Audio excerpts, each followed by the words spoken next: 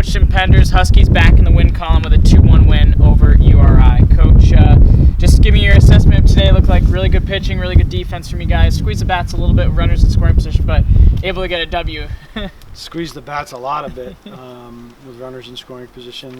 You know, we just don't have a pill for it. We don't have a sign for get a hit. You know, and if we did, I think they'd squeeze it even harder. You know, I had John Topa talk to the hitters, and he said, you know, I'm doing it too. You know, we're all just putting too much pressure on ourselves because I'm sick of saying it, you know, in the post games. You can only talk about it so much. Somebody's got to do something. Somebody's got to step up. I thought we set a great tone with Anthony Prado. You know, he'd taken a low line drive, opposite field. Hey, RBI number 1. All right, this is going to be a new day.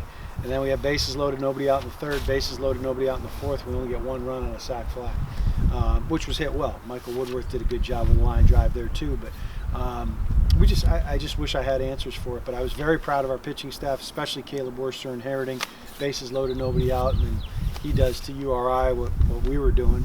Offensively, did a great job on the 1-2-3 double play and then gets out of it. He's been so good for us all year. I don't know where we'd be without him. And then Jake Wallace comes in and just does what Jake does. But I thought all the pitchers did a solid job. Even Carl Johnson, you know, he didn't make a play on the comebacker. Ball gets through. The only complaint I had with him was the 2 leadoff walks and not able to make the bunt play. That it wasn't a great bunt and you don't make it. But he's got good stuff. You got to get him better as a fielder. You know, you got to make him that 5th infielder. But I thought all the pitchers did a solid job.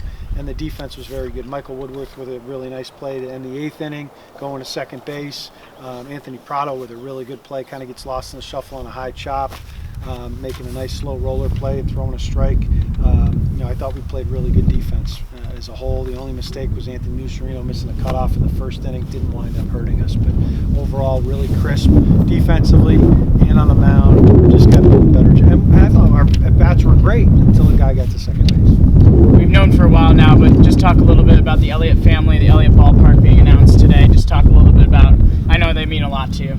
They mean a ton to me. They mean a ton to this program and this university. We are so lucky to have Doug and Sheila Elliott, you know, and the whole family. You know, Dougie and Jackie and you know, Ashley and now Easton and Ryan. You know, it's just so fun to see them grow. You know, I've known them forever, and you know, to have Doug and Dougie be Lawrence Arpentiera MVPs, the only father-son combination in our history to do that.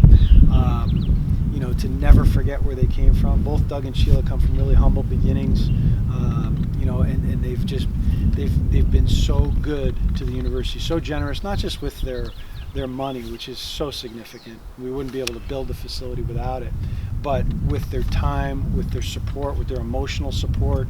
You know, there aren't many people that shoot a text after a tough loss. You know, a lot of people do it after the big wins, but you know, Doug has always been there for me, you know, no matter what was going on.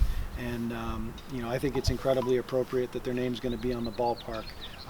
To have their name associated with UConn baseball in perpetuity now in something that's going to help us get to the next level is just perfect. It couldn't be more perfect. And the fact that this parcel of land is going to remain J.O. Christian Field is perfect too. You know, J.O. Christian served not just baseball student athletes, but all student athletes as a football coach, and I think he even coached basketball 1 year, if I'm not mistaken. But he was the athletic director, and when this field was named for him, he was the athletic director.